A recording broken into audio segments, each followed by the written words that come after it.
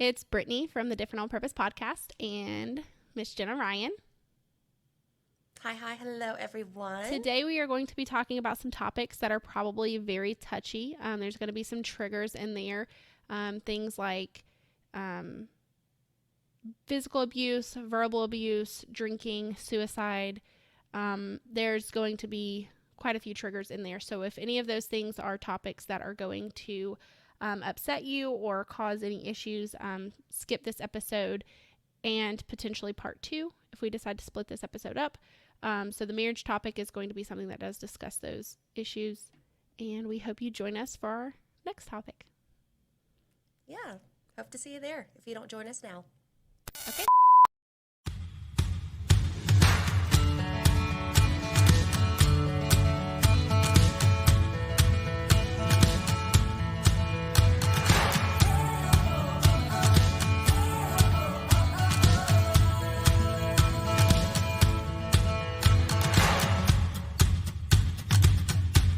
Guys, and welcome to the Different on Purpose podcast. I'm Brittany, and I'm joined by the lovely Jenna Ryan.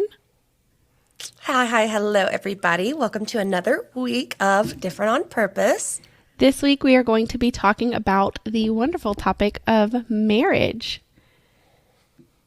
So to start off, I wanted to go over a couple of statistics that I came across. I came across a study that was conducted in 2019. This study indicated that the marriage rate in the United States in 2019 was approximately 5 in every 1,000 people. That same study showed... Crazy. Yeah, I know. That same study showed that the divorce rate in the United States was approximately 2.3 in every 1,000 people. So that's almost half. I mean, obviously the same people that were getting married were not getting divorced that year, but like statistically, that's like almost half of this, the amount of people that got married. Like the divorce rate was almost half of that.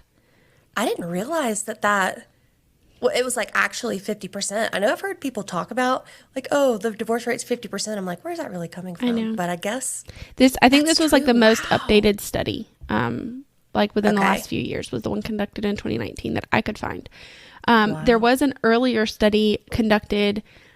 This article that I was reading, it wasn't talking about divorce statistics or anything like that, but it was talking about, there was a study conducted between 2018 and 2016, and it was saying that the average age of first-time marriages rose 2 years. So for men, the average age of marriage was 30, and the average age of marriage for the women were 28.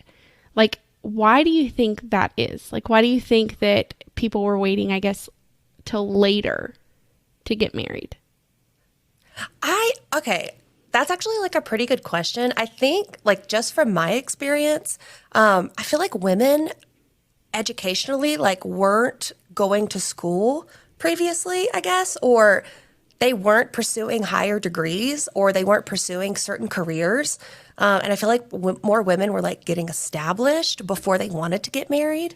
I guess that's like, honestly, it makes me feel kind of better because I'm almost 28 and I'm like, I should be married by now. But I guess if that's the average, it makes sense. But I think it has a lot to do with the fact that like women are pursuing more things than just marriage. And yeah, I guess, I don't know. What do you think? I think I would have to agree with that to a degree. I think that there was a bigger focus probably between 2008 and 2016. There was a much bigger focus on women being independent. So I definitely think that had a big effect on like the age that women were wanting to get married. Now I think prior to that, like you said, you had a lot of people who were like, oh, as soon as you're of age, like you get married, you start having babies, you stay at home. That probably maybe like late 90s, maybe that started to kind of go away. And then early 2000s, women started to become, way more independent. You have a lot of Shania Twain songs talking about like women power. So I think that, that definitely had a good bit to do with it around that time frame, was probably just, I think so too, women being more independent. Also, like my accounting head or my accounting background is starting to think about like the tax changes and stuff too. So I know that there was a shift in like the standard deduction, I think around 2015 or 2016, because we had to relearn about it in college because we learned one tax law and then we had to like relearn it again because it changed in the middle of the semester. But the standard deduction raised. So someone who has a single household or like isn't married, it doesn't matter. You don't need an additional person in your household, basically, or you don't need to be married in order to get like a higher standard deduction. You know what I mean? Yeah. So I wonder if that has anything to do with it too. Maybe. Okay, so a little bit about us. I am currently married. I'm gonna skip down a little bit. I am currently married. I'm about to celebrate my 4th anniversary in March. Colby and I dated for about 2 years before getting married. We did live together before getting married. That was really just mostly because we decided into our relationship. We knew we were pretty serious. We knew we wanted to get married. Then we made the decision to move to Florida. And we knew we wanted to stay together. We didn't want to do long distance. So we both moved to Florida. And initially we moved in with my parents. And then after that, we ended up getting our own apartment. But then we moved back to Georgia and then got married. But we did live together before getting married. Our dating dynamic was just really, really weird and different because I was already a parent when we met. And so made dating like alone, like really few and far between. Yeah. So I think when we met, he was 27.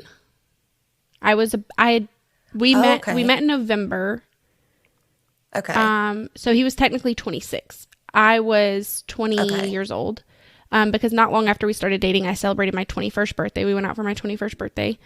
And then he turned 27 right after that. So, we got married when I was 23. He was just a few days shy of 29. Because we got married on March 1st. His birthday is March 5th. Yeah. So, that's just kind of a little bit of background on like my relationship status, getting started into this. And I know you're not married yet. If you want to talk a little bit about that. Yeah, not married yet, but we are engaged. So we got engaged last April, Dion and I, which was really fun. We had been together for, I think, 4 years before we got engaged. But as I'm listening to you and Colby's story, or yours and Colby's story, it's so, like, it's almost identical to ours. So we were long distance in college. So we met in college through a mutual friend. He went to a different college in Georgia, and he was about 2.5 hours away.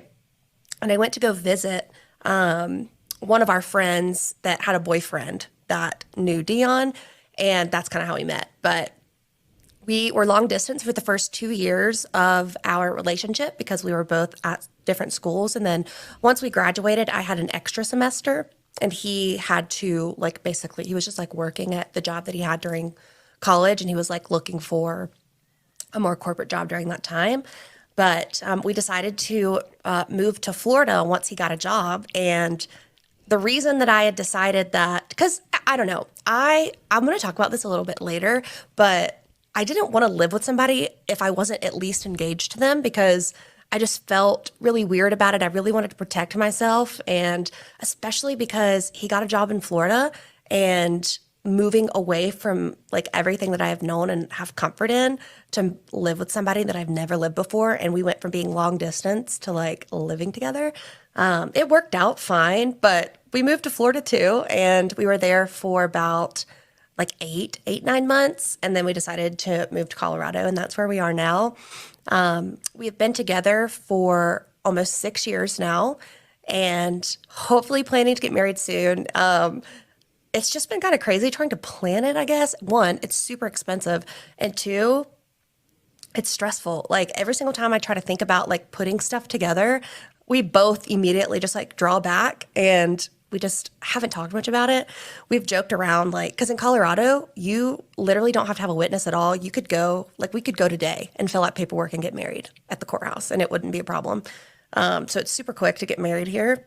And we've kind of joked around about it a little bit. But ultimately, I think we both want to have a wedding. But yeah, that's kind of where we are. I love him to death. He's like the greatest thing in the entire world. And yeah, that's a little bit about me and Dion. Well, while you're talking about the whole getting married at the courthouse, Colby and I went through this exact same thing. And this is kind of something that we chose to do differently. I grew up thinking I wanted this big wedding. I think my parents got married at the courthouse as well, because they were both young. Like, I know that my mom's mom had to like sign for her to be able to get married. So they were really young when they got married. So I'm pretty sure did like a courthouse thing. So I never like attended really like any of my mom's weddings until her most recent marriage, where I was like 18 or 19 when she got married, somewhere along that. Like, it was right before Colby and I met. So I was grown. Okay. But I knew growing up, I really wanted like the big wedding. I wanted the whole shebang. Yeah. Once I got kind of like high school age, I started getting that realization of like, I'm going to have to pay for my own wedding. Like, there was no fund saved up for me. There was nothing like that. So I knew that I was going to have to pay for my own wedding. So that started kind of like scaring me. But then I was like, I'm just going to marry somebody rich, like whatever. Yeah. That didn't happen. Colby's not rich. So you can't help who you fall in love with. So would be a plus if they had some money, So we did, when we were in Florida, we got engaged when we were in Florida. And we started looking at stuff. We quickly started getting really stressed out about how expensive everything was. I mean, living alone was expensive. Where we were living in Florida was expensive. I already had a kid. Kids are expensive. We just were really getting stressed out about the money aspect of it. And it really just started to make me like really emotional. So we did end up deciding to just get married at the courthouse.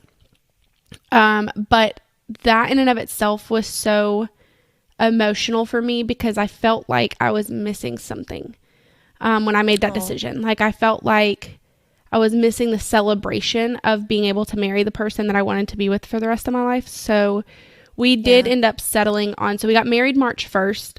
And then we did plan like a reception, like a party, like reception for the end of the month. So we had it on like March 30th. We did like an outdoor reception. We rented like an outdoor venue for like a couple of $100, I think. We had somebody come out. I had already bought my dress way before we decided to get married at the courthouse. So like, I still wore my dress. We had, a photographer we paid come out and take photos of us before the reception started. So we have like a whole wedding album with pictures. We had like catering food, like we got to pick our own catering. So we saved a lot of money being able to do that, versus using like a venue's caterer. Like we rented some tables and chairs, had like food, music, dancing. I did like a little father-daughter dance with my stepdad. Colby's mom, like everybody was there, so we still got to celebrate. Everybody else got to celebrate. We had a wedding cake. We cut it. We shoved it in each other. We did the whole shebang. We just didn't do the like 30-minute ceremony of like walking down the aisle, and we saved so much money. And I'm so glad now that we did it that way. And looking back now, I don't feel like I missed out on anything, but I know that when we tell people like, yeah, we got married at the courthouse, like there's such a stigma to it. But honestly, for us, like it was so much better emotionally, financially, just all around. Like that whole ordeal was just so much better for us. So I think, I don't know. That's just a little bit about us and like how we decided to like go down that route, because planning a wedding is super stressful, and it can put such a strain on a relationship that's supposed to be starting out really like happy and full of love. And like, this is like a very big day, and I feel like more often than not, it ends up being like a really, really stressful, chaotic, emotional roller coaster, especially for the bride. I feel like sometimes the grooms are just like, whatever, I just show up and I get dressed, and like, because the women really do plan it so much. So yeah, if you went and decided to fill out some paperwork, I would not judge you. See, and when I hear people talk about the kind of like that situation, they wanted to have this wedding, they wanted to have a big wedding, but then like you start to look at the practicality of it or the reality of it, and it feels impossible, and the work to put into one save or to even like understand how much debt you're going to accrue from this. And then like, it feels very stressful. And Yeah. I'm the same way though, is I don't want to, like, I just want to be married to Dion at this point. So like, I would be fine with it, but I feel the same way as like, I don't want to look back and feel like something was missing because I want to celebrate the love that I have with Dion with the closest family and friends that I have. And it's like, you only get one wedding or you're supposed to only get one wedding, you know? And I don't want to like look back on it and be like, oh, I wish I would have done this differently and regret that. So it's going to be interesting to see what we do. We're giving ourselves until like April of this year to like really figure it out. I think we'll meet somewhere in the middle, honestly. I think we've looked at venues and I don't know if we'll go with the venue just because it's outrageous. Like we got quoted for 80 people, like almost $25,000. And we're like, whoa, like, Yeah. And that's what it's do we really want to save and like spend that much? Yeah. It's crazy to me too, to think Colby, like where we are now, sometimes we look back and we're like, man, we've come so far. Like from like living in little apartments to like barely making it to like, you know, just over time and through experience getting promotions at work. And, you know, we have a second kid now and like all these things, like we look back a lot and we're like, man, like we really have come a long way. I can't imagine if we had like a $20,000, $30,000, $40,000 wedding, like how far back that would have put us. You know what I'm saying? Like, I feel like honestly, we would probably still be living in like a month to month, like little apartment. Our kids might be sharing a bedroom. And that's not the case for everybody. Yeah. Some people do have like their parents help them save up money their whole lives planning for their wedding day. And that's love. Yeah. Like that's fantastic. If I could have been stress-free as far as the money aspect, I probably would have had a big wedding. But I think that it really just depends on your situation. And sometimes you may have to go a different route than what's traditional. I mean, that's what our whole podcast is about. So I don't think that there's anything wrong with it. I think that, you know, whatever can work for you guys to make your day as like happy and as special as you want it to be without all the added stress. I think that's really important. Yeah, I agree. And like I said earlier, I just want to be married to him. I just want to be Dion's wife. So I feel like that has really helped with, or it will help with a final decision as far as what's going to work best for us in the future. So yeah, I'm just excited to get married to him, whatever that looks like. Okay, so tell me a little bit about your background. I mean, I know some of it because I grew up, you know, knowing you a little later towards high school. So like, you know, those last few years of growing up, but your earlier years, like your whole childhood, like what was your parents' relationship like? Were they married? Did they stay married? You know, kind of what did you learn like from the examples that were put before you, things like that? Gotcha. This is like such a story. It's been a wild ride watching my parents, mostly my mom, go in and out of marriages. So my real parents divorced. Well, so here's a story of me, I guess. My parents got pregnant with me in high school, and I think they got married very quickly after that, and they were really young. My dad was, I think, 17 years old, and my mom was 18. And they were only married for like a couple of years. I think they got divorced when I was 1 or 2. I don't remember them being married at all. I like only remember them being divorced or separated. And my mom remarried a little bit later in life. I think I maybe was 4 or 5 years old to my first stepdad. So just to preface, my mom's been married 3 times, going on 4 as of next week. She's getting married again next week. We love her for it, you know, but hopefully this is the last one. Anyway, so she got married when I was like 3 or 4 or maybe 5. I don't really remember, to my first stepdad. And in that marriage, they had my 3 siblings, my 3 half siblings, Cole, Ivy, and Harley. And that marriage was extremely toxic. He had a lot of issues with addiction and alcoholism, and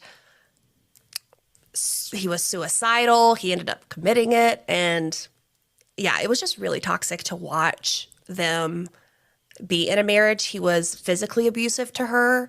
very verbally abusive as well. He was just not a good husband overall. So watching that, I learned really early on that like that's not something that I felt safe in, or I just knew that that relationship wasn't safe and that that's not what I wanted in my future, because I didn't feel safe when he was in the house or whenever they were around, and he was there all the time because he was my stepdad, you know?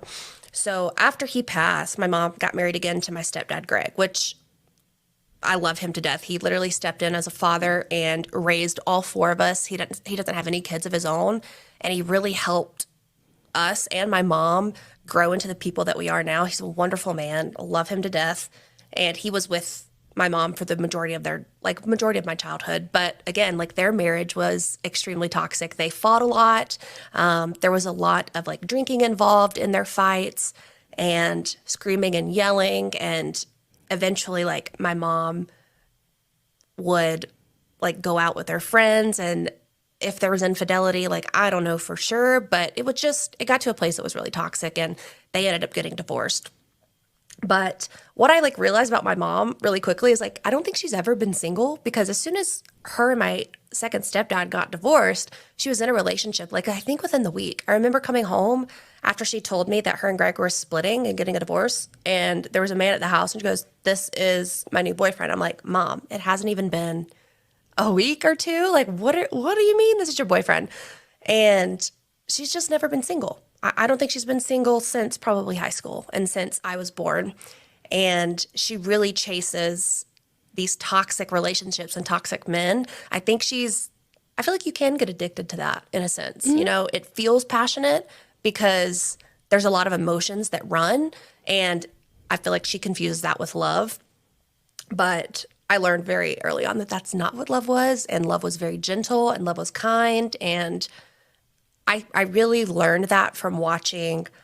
So one of my really good friends in high school, Taylor, I don't know if I should say her name. I'm going to. I'm not saying anything bad. Taylor, I spent a lot of time with her family, and watching them interact with each other is like, this is how a family is supposed to be. This is how like marriage is supposed to be. They're kind to each other. They're gentle with their kids. There's no yelling. Like if there is something going on, they are communicating. It just felt very safe and peaceful. And even the way that they would treat me, I'm like, wow, like my parents should be treating me like the way that her parents are. And Ashton's house, like going to Ashton's house and being around Trina and Steve, like, I don't know, like I was watching these other marriages and relationships happen when I would go to my friends' houses and be like, wow, like this is actually how it's supposed to be. And I'm glad that I saw that. Yeah. Because it gave me a different look. 100%. And I'm going to talk on that while you're on it, because I had the exact same experience. Once I know you guys knew Taylor way longer than I did, but when I did like join the friend group and started going over there like weekly to, you know, go to church and whatnot, like I 100% agree with like that realization of like, oh my gosh, like this is a normally functioning family. Like, and that was her stepdad. It wasn't, you know, it wasn't like the perfect dream where like mom and dad stay married their whole life, but like, they made it work, and they made it work in like a normal, very functional capacity. And I know that there were times where like I would see her mom get a little irritated, you know, whether it be from the kids, and then they ended up having a new baby and whatever. I did see some irritation from time to time, but I never witnessed yelling. I never witnessed like violence. No. I never witnessed any of that stuff that like was normal for me and like sounds like normal for you. So that was crazy. Yeah. And then I know you spoke on Ashton. I met Ashton after her parents had divorced. So I know they divorced much later in her life, but even with them being divorced and her mom started dating again and her dad started dating again, and even though you could tell sometimes that there was like some stickiness between them, I don't think I ever heard her mom badmouth her dad or vice versa. It was never a topic. Never. It was never brought up like, oh, we're best friends, we get along. Like, so you could tell there was like some stickiness because their divorce was still relatively new, but like, it was never like my mom growing up, like always badmouthed my dad. And that's, same. It was really weird to see like, even with divorced parents, and like, I knew Taylor's dad, you know, and even Taylor's like biological dad, like in his new marriage, like I never heard that. And that was crazy to me, to be like, you can even have a broken home, but your two parents can still move on and be in normal functioning, like very healthy relationships. Then you just basically get 4 really normal, awesome parents versus 2 that are just kind of wacky. Like whatever. I completely, that was a big one too, is because my mom and my dad constantly talked about each other. Like I can remember growing up, when I got a little bit older, it wasn't quite as bad, but they still did it. But like on my mom's side of things, it would be like, oh, your dad's not paying child support. Your dad's not doing this, and like feeding me all of this stuff and putting me in the middle. The child support thing happened all of my life. Same. Like my mom would send me off to my dad's house and be like, make sure you ask him about your child support check. And I'm like, I'm putting you in the middle. 8 years old. Like what? And I think that's part of the reason I don't like conflict, to be completely honest, because my parents put me in the middle of a lot of that. And then I'd go to my dad's house and they would talk about like my mom being like completely out of control or crazy or whatever. And so I'm hearing it from both sides. And I'm like, if you're divorced, you're supposed to hate each other, I guess. And that's not the case at all. Like you can function normally. And even if you don't like each other, don't put your kids in the middle. Right. Of it. Like, please don't, you know? Yeah. So I had a very similar situation growing up. So starting before me, my parents started dating really, really young in high school. My mom came from like an abusive household. So I think that, again, like your mom, you said your mom chased toxic relationships. My mom did a lot of the same thing. And I think it's just because it was normal for her, you know, like she grew up in that. And so she thought that was passion or whatever. And so she chased that as well. But with my mom and dad dated really, really young. I think my mom got married when she was 15. I think my grandmother allowed her to get married. Oh my gosh. She allowed her to get married because she didn't want her to have to like go back to their like abusive household, I guess. Like, so she trusted, my dad was older than my mom by a few years, and she trusted that my dad, you know, was kind enough and nice enough. And my dad has never been a violent person. So like, she was like, this is a much better situation for you, I guess. And so she allowed her to get married young. The stories that I've been told is that my mom had made a promise to not get pregnant at that age. That didn't work out. My mom got pregnant with... Well, when you're married. Right. My mom got pregnant and had my brother when she was 16. And then she got pregnant and had me when she was 18. So she had 2 kids. Wow. Very, very young. Her and my dad got divorced when I was 2. So she would have been about 20. And then I think pretty quickly... my dad started dating my stepmom. Technically, she wasn't really my stepmom because they never officially got married, but they were engaged for like forever. They were together for like 7 years. Yeah. But so Melanie was like always my stepmom because I grew up, like her and my dad started dating when I was like 2. And they dated until I was 9, which she unfortunately passed away at that point. But she was always my stepmom. And so... my mom, on the other hand, kind of went down a different path of like trying to live out her younger years, I guess, because she had settled down so early. I guess she felt like she settled down, she got married, she had kids, and didn't really get to enjoy being 15, 16, 17, you know, like she was a wife and a mom at that point. So she kind of went the opposite end and started like going out a lot and hanging out with friends and, you know, going to bars and that sort of stuff, and dating. She just dated a lot. She has been married.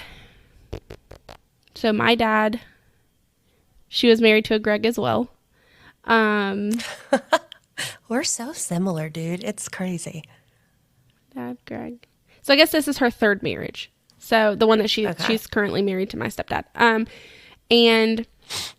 But she did a lot of dating in between. She was engaged a lot in between. So bless her. So my dad was with my stepmom for 7 years, like I said, until she passed away. After my stepmom passed away, he did start dating somebody else, ended up getting married. So that was a second marriage for him. They ended up divorcing after I was like, I don't know, either grown or right before I graduated high school. Right before I graduated high school, I think, because when I graduated high school, he was dating / maybe married already to a girl that was like, no, that had to have been after. it had to have been after, that they actually got married. I think he got married to somebody that was actually younger than me. I think I was like 21 and she was like 20 or something. It was really weird. So he's been married 3 times total as well. He is currently single. I mean, he may be dating somebody. I have no idea. We don't really talk anymore, but, and then my mom is currently married. So going through my mom's marriages and / relationships, she was, after my dad, I don't remember much, like, between my dad and then her marriage to Greg, like her second marriage. I don't really, I think she maybe dated a few people in between there. I kind of have like bits and pieces of memories of different people she dated. But the guy that she married after that, he had 2 kids. So then I had some like step siblings. It was kind of toxic, I guess. Like, he was kind of like really just rude and treated us differently than his own kids, I feel like. I never experienced a lot of conflict between the 2 of them, but I guess there was, because they did end up getting divorced. After the fact, my mom did tell me like he had some like unknown issue with like substance abuse or something. I don't know how factual that was. I was too young. But after that, she was in a long-term relationship for a while where she got engaged. This guy was very, very boring. Like, he was much older than her. Very, very like systematic, very stable for us. It was good for us. But I do remember between her divorce, her second divorce, and then her current relationship / marriage with my current stepdad, there was like a big roller coaster of just things that I was learning as a girl, as a daughter. She had a lot of relationships that were very physically centered, if that makes sense. They were very like, I have to look good. I have to like, I have to shape. I have to like be on 10 all the time. Like, my body is like my temple, or like it's kind of what keeps men. She always like, what is the word I'm looking for? She always like pushed and pushed and pushed about women being independent. Like, you can't depend on a man. Men are, worthless. Men are this, whatever. But at the same time, like you said, like, she was never single. Like, I mean, there may have been like really small bits, but like she was always in kind of like a long-term relationship. So like I can give her that, like she was in long-term relationships, but they were not always healthy. Like, so her relationship with Ken, like the older guy that was like, he was really boring. I could have never seen her marrying him. She was just very, like, I think he liked her because she was younger and kind of like wilder and whatever, but like the other way around, like my mom would have never been happy. So they ended up splitting up. I don't even remember. I think it was one of those things where like they were just having little arguments so frequently, and my mom was just so unhappy that like eventually it just got to a point where she was just like looking for a reason to call off the engagement. And so like I just remember one day like he was just not around anymore, and like he had lived with us because they were together for like, I want to say like 4 or 5 years maybe. So he was living with us at the point. And that was another thing. Like, I learned early on that like it was okay to live together before you were married and those sorts of things. So after that, she started going out. She had a lot of mutual friends. We had a family that lived beside us, and it was a single dad and his 2 kids, and we all hung out a lot. Like, there was never anything between him and my mom, which I always found really weird because I always thought that eventually there would be, because like he was a single dad and she was a single mom and whatever, but that never happened. They just ended up having a lot of mutual friends, where my mom ended up meeting the next guy that she was with and then engaged to, and he was the worst. I mean, the worst. I don't know if you remember Ray, but oh my gosh. I do. I remember worst. Ray. So he was like, I'm pretty sure he was like in a motorcycle gang, and they were just all, literally it was all toxicity and violence all the time. And I I wouldn't say that I learned it. I was petrified by it, I guess. Like the amount of times that they would fight and be verbally abusive to one another and physically abusive of one another. And it wasn't just like one way, right? Like it was both ways. Like they were both that way. And so it wasn't like I learned like, oh, you should let men hit you or whatever. Like I was learning like and witnessing so much like just violence all around. Like, you know, there were like comments of like, you know, murder and suicide and like all, like it was just really, really toxic. Yeah. At this point I was like probably 12 to 17. I think they were together for 5 years. 12 to 17. Yeah. I got pregnant with Everly. Huge developmental years too. Yeah. I got pregnant with Everly when I was technically 17. It was right before my 18th birthday. And I remember specifically telling my mom, like they had gone through like a breakup. She started dating the guy that she's married to now. They dated long distance because he lived in Florida. She lived here. They started dating long distance for a little bit. And then they broke up. And when they broke up, she went back to old habits. She started talking to Ray again. And I remember at this point, I don't remember if I had Everly yet or if I was still just pregnant. But I remember telling her, because I was still living at home at the time, and I remember telling her, if you get back with him, you will never see me or my daughter ever. Like, ever. And I was 100% so grounded in that because that's how toxic that relationship was. And I just like...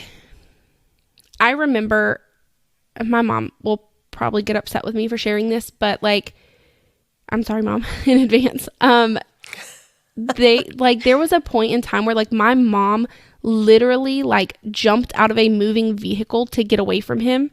I don't remember exactly what he was doing, but like the fact that you had to jump out of a moving vehicle, she like broke her entire like foot. Yeah. In order to get away from somebody and then continue to be with them afterwards. Like that is just so toxic. And I just could never imagine putting my kids through that. But luckily her and Eric, you know, rekindled things. I want to say maybe like 6 months, a year later or something, like something happened and they ended up rekindling, and like she made like a 180 turn. This is the healthiest relationship she's ever been in. They are phenomenal. I absolutely love my stepdad now. Like me and him are so much closer than me and my dad have ever been. And I know like you kind of felt that way with Greg. Like Greg, you know, stepped in and was a dad to you when he didn't have to be. And even though my mom and Eric got together after I was already grown, Eric has still always been the dad to me that my dad hasn't been. And so that says a lot about him too, especially and after he's been grown. like the best grandpa to like my kids, and like 100%. Like absolutely love where he is. I love where him and my mom are in their relationship. My mom has gone to therapy since. Like it's a whole around a different situation. And like looking at them now, you wouldn't ever think that my mom had been through all this toxicity before. But growing up, I do think it was like really detrimental to like me and like what I was learning about relationships and things. So like some of the big things that I think that I learned from her relationships during my developmental years was, like I said, like, you have to be independent. And like she was a single mom, and she was always like harping on like, well, I'm doing it by myself and I work and I do, and like it was very like, even when she was in relationships, everything was separate. Like money was separate. Yeah. Life was separate. Like everything was like, you can never trust a man, you can never depend on a man. So I learned that mentality, especially after I had my own kid. Like I was really nervous when I started dating after Everly, because I was so nervous that like I didn't want to intertwine my life with a man because I was scared like, oh, he's going to leave at any moment, you know? And then I was like, I don't want to be screwed over. Like I've worked really hard to get where I am for me and my kid, and I don't want to be screwed over. So independence was something that was really bored into me. But it was very controversial because I feel like at the same time, like I said, like my mom was never without a man. So I felt like on one sense, like on one hand, it was like, I'm very independent, but on the other hand, it was like, she didn't have an identity without somebody to be with. You know what I'm saying? Does that make sense? Yeah. So, oh yeah. My mom was the same way. I feel like my mom doesn't even now know really who she is. And it's hard for her to be without somebody because she needs that. So like, I know I mentioned this a little bit, but like the physical side of who you are as a woman, I learned that was a really big deal. And that led to me having a lot of issues like later on with like body image and just, you know, having, sexual relationships very early, like very, very early. And that's because that was always a huge deal for my mom. Like always, like that was predominantly what her relationships were about. And so I thought that was normal. A big thing that I learned, or what I thought, this was really hard when me and Colby got really serious. I learned that, it was never spoken specifically, but my mom had this mentality for a long time that the honeymoon phase was supposed to last forever. So anytime her relationships started getting hard, or there wasn't enough like passion or whatever, then it was time to throw them away, basically. Like there are more men out there who will treat me like the queen that I am, basically. And so anytime I started having relationships as an adult, and like I know with me and Colby, like when things started getting hard, every single time I wanted to throw in the towel, because I was like, like there are men out there who will, wait on me hand and foot and blah, blah, blah. And that's not real. Like that's so unrealistic. But I was not all the time. That's not going to happen anytime, like with anyone. But I was never taught that, because her relationships were so disposable to her, I guess. Like they were always like, well, if you can't give me what I want, then like I'll just leave you or whatever. So like once it stops feeling good, then I'm out. And so for me, I never learned that like you can work through things, like that the honeymoon phase will end and you will have to do regular day in and day out life with somebody, and like there are going to be hard times. I never learned any of that. So I learned that violence, or I guess I could have learned because I saw it. But I never allowed myself to get to a point where I thought it was normal, but I've seen a lot of people who do, my mom being one of them. Yeah. When you're exposed to violence, both verbally, physically, whatever, like you can believe that it's normal, that that's love. Yeah. And I could have learned that. That's something that I could have learned and gone down that exact same path. And I'm so glad that I didn't. But another thing that I learned from my parents' relationships, this was more my dad. So I didn't really speak much on him, but there's not a ton to say. Like I said, I lived predominantly with my mom. So a lot of what I was exposed to was more from her end. But my dad was in a relationship with my stepmom for 7 years. And I swear on everything in my life that like she hung the moon. She was the best. I love her to death. And I will not talk badly about her, especially because like she's not here anymore. But I know now as an adult, there were so many things that my dad kept from me. There were so many things that like, she had a drinking problem. I know that now as an adult. I didn't think that there was anything wrong with it when I was a kid, because nobody ever said there was anything wrong with it. It was normal for her to drink a Bud Light as soon as she woke up in the morning. She had an issue with things, I guess. Like there were bad sides of her, but I never saw them ever. Yeah. Like it was like if they had issues, it was, even if they were in the middle of like a huge fight, if it was my dad's weekend to get us when we came over, it was like it never happened. And so that's good. I mean, it's good, but I think it's also really unhealthy to allow your kids to never experience hardship, because then again, they get that mentality that like if their spouse or their boyfriend or girlfriend fights with them, then they have to end it because like, oh my gosh, it's not perfect, So that was really hard for me. Like when I grew up and realized like that my stepmom had flaws, because like I said, like even in my brain now, like even with the flaws, I loved her so much, but it was hard for me to realize that she wasn't as perfect as I thought she was in my head. From my dad's side, I think that and even probably some from my mom's, I learned that keeping secrets from your kids is okay.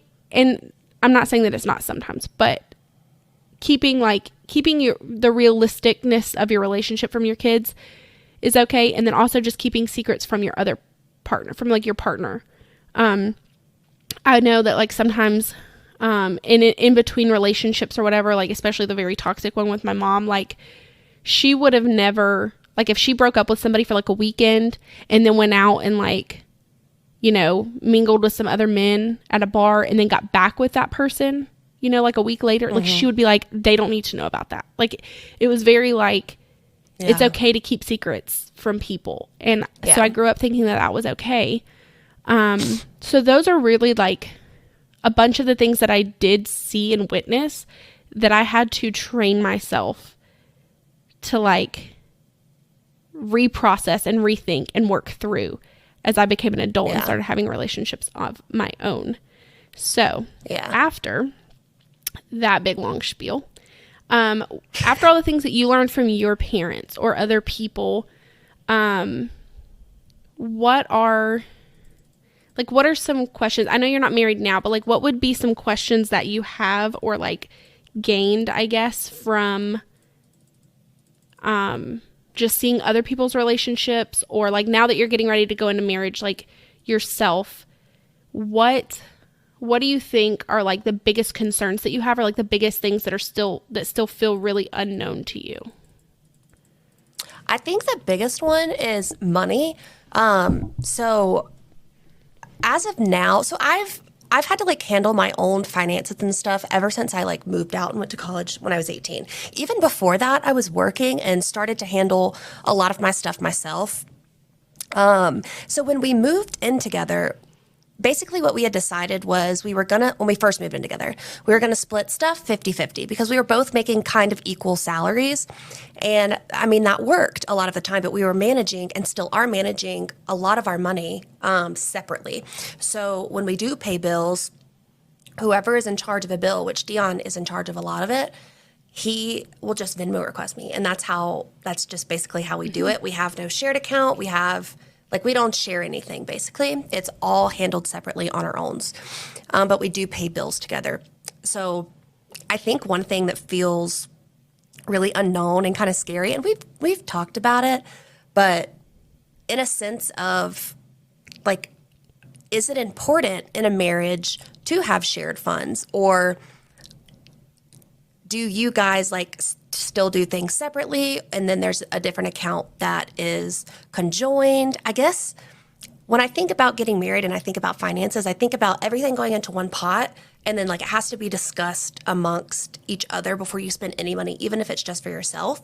And that scares me a little bit. Like I'm not great with money, especially now, because I just spend, especially when I'm sad and depressed or anxious or whatever it is. Any negative emotion, I just want to spend money. And I'm really trying to like get that together.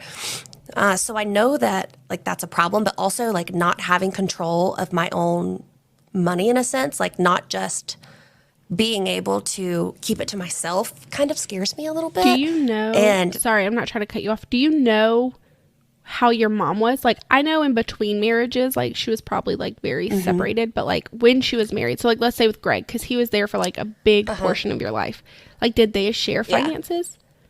Do you know? Oh yeah, because she was a stay-at-home mom for a little bit, so she wasn't working.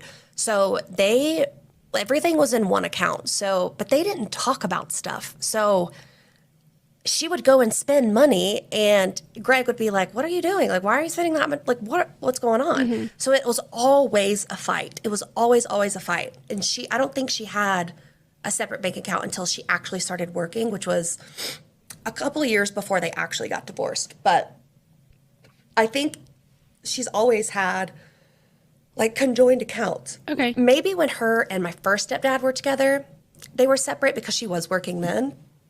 But it was always conjoined. It was always like together from what I understood. Okay, so if that makes sense. And she wasn't working. For Colby and I, we kept everything separate and did the whole like splitting of bills, kind of like right down the middle thing, until after we were married. Ooh, excuse me. And I know we did have these conversations about like, we both felt really weird joining an account. Like we both felt he kind of came from a background. His parents were also divorced, but like they divorced later in life, like probably like late middle school, early high school, maybe. I don't remember exactly how old he was, but his parents just divorced. And then I know his dad was very like, you have to work really hard, like kind of like chase money, chase your career kind of thing. And so I think that there was a lot of mentality built into him about reserves and sharing that. Like, you're going to work really hard for what you make, and this is your pride and joy. And so I think sharing that was like, he was really reserved in that. I was reserved in that because, like I said, I had this whole mentality of like being independent, like being an independent woman. And I never wanted a man to be able to control my money or my way out if things got bad, or whatever. Yeah. And so we didn't share an account until after we were married. And initially, even when we shared an account, we still have separate accounts. Now, we don't really use them. I know my account mostly stays empty. If I do anything like on the side, like let's say like every once in a while, like I'll clean a house for a friend or something, like they'll pay me to do miscellaneous things or whatever. That money will go like kind of, it's tied to my Venmo. So if somebody Venmos me money for something, like it'll go into my own account. And that's money like I can use carefree. I don't have to talk to Colby about it. I don't have to tell him like, hey, I want to go buy $100 pair of shoes. Like if I have money separated, it's not coming out of our account. It's not something I feel like I need to talk to him about. Now, that hardly ever happens because I have a really hard time spending money on myself. So like sometimes I'll be like, I have like $100 in like my own account, but it'll just sit there because I don't like spending money on myself. But he also has like a separate like USAA account. Like, and most of the time, like if he gets refunds from school or, you know, taxes, I think like whatever, that money goes into his account. And a lot of times he'll transfer some over, like, you know, if we need it for a bill or if we, you know, we're trying to pay down debt or like we'll transfer money from our personal accounts back to, and then vice versa. Right. So like, we have a lot of discussions. Like we probably discuss way more than we should sometimes. Like sometimes he'll be like, hey, do you care if I XYZ with like this money? And I'm like, no, I'll always be like, are all the bills paid? And he'll be like, yeah. Like he wouldn't ask otherwise, you know?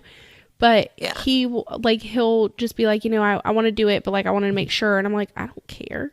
Like 99.999% of the time my response can be like, I don't care. Because he mostly focuses on the money, and he's very, very like, I don't want to say concerned, but I can't think of another word. Very concerned about making sure our bills are paid, and they're paid on time or early or ahead or whatever.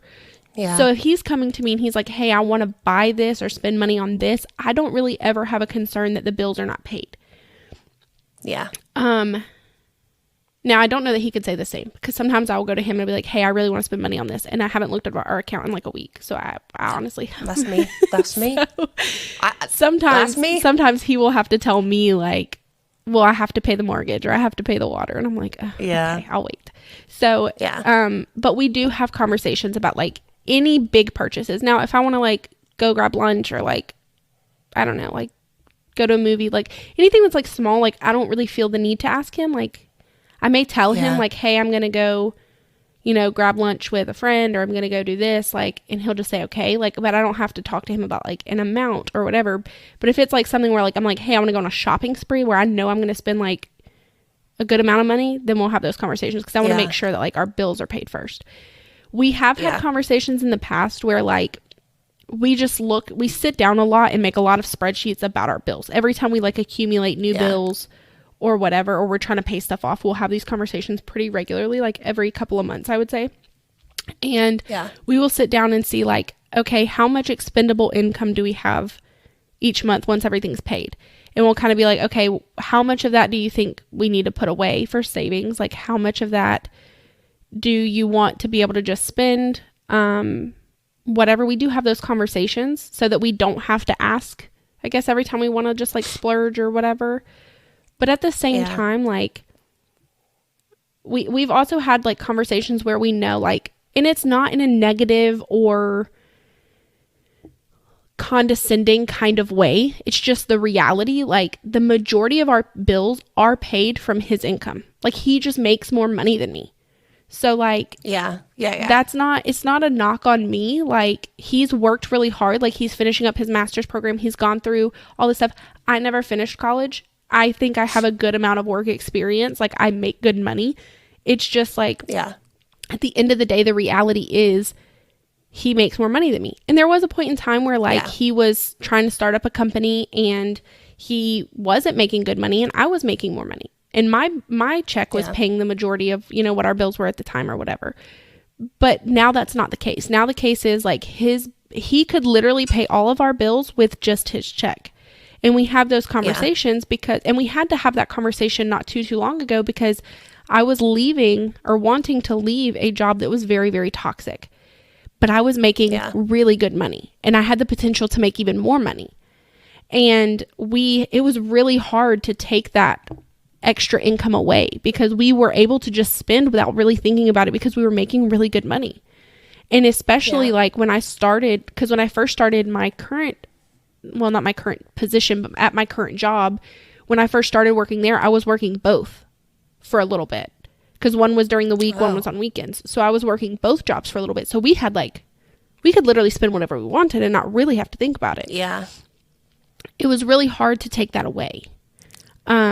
So I think having those conversations is really important because when we had that conversation, I was like, look, this is what I want to do. And the position that I got offered at my other job was significantly less. So I needed to have that conversation with him to be like, this change is going to be so good for my mental health, but it's not going to be so great for our financial situation, right? Like, so we had to sit down and still say like, okay, we can pay all of the bills with your income, but at the same time, it's going to significantly decrease that expendable income we have each month. Now, granted, I knew that I was a really hard worker. I knew that I was not going to be doing that forever. It was just a means to an end to get out of, you know, the toxic place that I was working. But we did, for a little bit, I was going to get my real estate license while I was doing the weekend shift. But then I got a job promotion within the company that I was at. And so now we're not really at a position where I feel like, you know, I still feel like I could grow within the company, but it's not like, it's not as detrimental as we thought it was going to be when I first took it, if that makes sense. Yeah. So I think that we are in a good place where we share money. I think it's different for everybody. It sounds like you and Dion are really similar to where me and Colby were before we got married. And I think that that may change once you get married. I'm not a all or nothing. This is really funny because my brain does always process like all or nothing. But in this certain situation, I'm not an all or nothing kind of mentality. Like we have a shared account, but we also have separate accounts. And we have separate. I think that's the best approach for us. And we have separate credit cards. And then we have credit cards that we're both on. So it's kind of like a mix, right? Like, you know, it gives me the ability to be able to buy him. Like I just bought him a whole couch for his game room. And like he wasn't aware of it because we're like, it gives me that ability to still be able to do things and surprise him without him having like a tie to every single thing that I spend. And then it gives me the ability to like spend on myself without feeling guilty. But our joint account is where all of our bills come out of. And we make sure that's taken care of first before we separate anything out for, you know, fun or expenses or, you know, his idea of fun is like investments and, you know, social media promotions and whatever. I like to go shopping. So it's really just like, it's different, but different, you know, we have those conversations all the time. So I think that's really important. I think that's something that it is important to have those conversations before you get married, but also like give some like wiggle room because we're going to keep everything separate before we got married. And then afterwards it was just, it was more hassle to keep everything separate. Like after we were married. So. It's so that, I think that's the biggest thing is we are waiting till we get married to basically do all the accounts again because I'm going to have to change my name and there's just going to be a bunch that goes into it that I think will just be easier to do a full transition after we're married.